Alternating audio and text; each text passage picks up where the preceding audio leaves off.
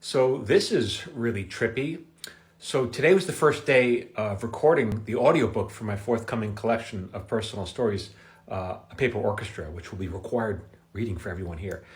And so these are personal essays, so I can record it in any order. So I figured, well, I just wanted to start with this one called The House on Witherspoon Street, which talks about my days in college and how I wasn't a good writer. And the story opens with me talking to my creative writing professor, who was a very successful novelist. And so at lunch, we take a break, and my wife goes, she picks up the New York Times, and she goes, "Isn't this the guy?" And so, yes, this is Russell Banks, a very acclaimed novelist.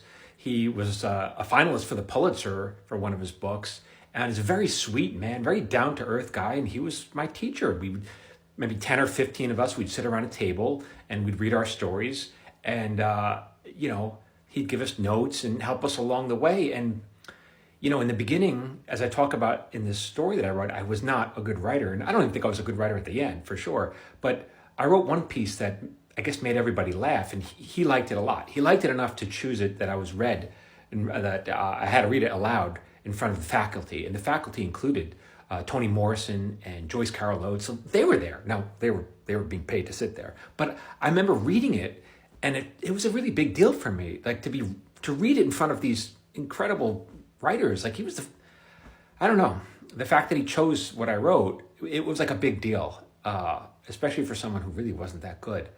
It was a big deal to me. And so, just a kind man, very talented writer. So yeah, he died over the weekend. And it's odd to me that of all the pieces that I could have chosen to record first, that was the one that I wanted to choose. And then I find out minutes later that he passed. My heart goes out to his family and to his 4 daughters. And thank you. Thank you, Mr. Banks.